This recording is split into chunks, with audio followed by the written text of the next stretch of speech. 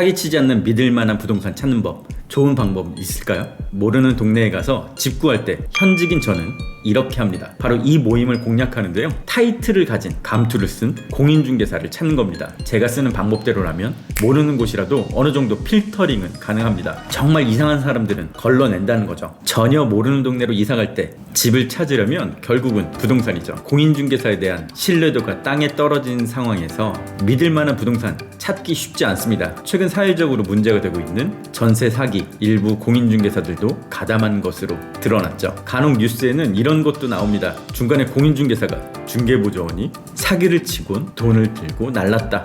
이런 상황에서 대체 누구를 믿을 수 있을까요? 아는 사람이라도 있으면 소개라도 받을 텐데 전혀 모르는 곳이라면 믿을 만한 곳인지 아닌지 구분하기가 참 쉽지 않습니다. 저도 다른 지역 부동산과 협업할 일이 종종 생기곤 하는데요, 믿을 만한 곳 찾기, 제가 쓰는 방법을 한번 권해드리려고 하는데요, 현직인 저는 이렇게 합니다. 제가 쓰는 방법대로라면 모르는 곳이라도 어느 정도 필터링은 가능합니다. 그 방법은 해당 지역에서 타이틀을 가진 감투를 쓴 공인중개사를 찾는 겁니다. 공인중개사 모임, 그곳에 임원을 찾아서 소개를 받는 거죠. 한국공인중개사협회란 단체가 있습니다. 공인중개사들만 가입할 수 있는 단체인데요, 보통 지역마다 동네 단위로 공인중개사들이 모여서 단체 모임을 만들고 있습니다. 제가 모르는 지역을 찾을 때 바로 이 모임을 공략하는데요, 지부, 지회에 임원을 찾는 겁니다. 회장, 부회장, 총무 등이 있겠죠. 사실 이 모임이 관점에 따라선 색안경을 끼고 볼 수도 있는데요, 그래도 여기서 찾는 이유, 이렇게 지회장, 임원 타이틀을 단 분들은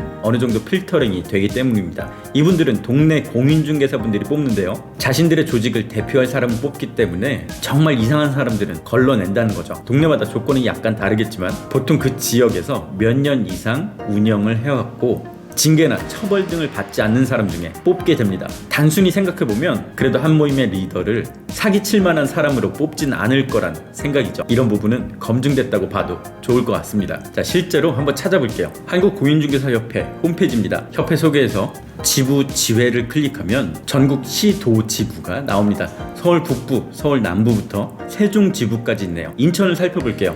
지부 소개에서 지부 조직도로 갑니다. 그럼 협회 조직 현황이 나오는데요, 이곳에 지회장, 부지회장도 나옵니다. 분회장, 지부 여성위원, 자문위원까지 다양한 분들이 존재하네요. 저는 바로 이분들한테 연락합니다. 여기 나오는 분 중에 내가 갈 지역에 가장 가까이 있는 분, 그 부동산에 연락을 하는 거죠. 현직인 제가 쓰는 방법 말씀드렸고요, 인터넷에 나오는 방법도 알려드릴게요. 믿을 만한 부동산 찾기, 동네에서 오래된 부동산을 찾으라는 얘기가 있습니다. 터줏대감을 찾으라는 소리인데요, 한 지역에서 오랫동안 운영을 해온 곳, 쉽게 알 수 있습니다. 간판이 낡은 곳, 세월의 흔적이 묻은 곳을 찾으라고 합니다. 네이버나 다음 지도를 통해서 봐도 다 보입니다. 지금 간판이 낡은 상태를 봐도 되고요, 과거 사진으론 몇 년 전부터 있었는지도 파악할 수 있죠. 같은 상호로 오랫동안 운영을 해온 곳 한 번에 확인이 가능합니다. 하지만 눈여겨봐야 될 건 따로 있는데요, 간판이 낡은 것만 보면 안 되고 간판에 써있는 이름을 봐야 됩니다. 상호와 간판은 그대로인데 이름만 유난히 눈에 띄게 새거인 상태가 있습니다. 빛바랜 간판에 이름만 반짝반짝 빛난다면 중간에 대표가 바뀌었다는 뜻이죠. 오랫동안 한 자리에 있었지만 중간에 대표는 바뀌었다는 뜻입니다. 오늘 이렇게 두 가지 알려드렸습니다. 지부 지회에 임원을 찾는 방법, 오래된 부동산을 찾는 방법, 어떠신가요? 이렇게 하면 믿을 만한 부동산 찾을 수 있을까요?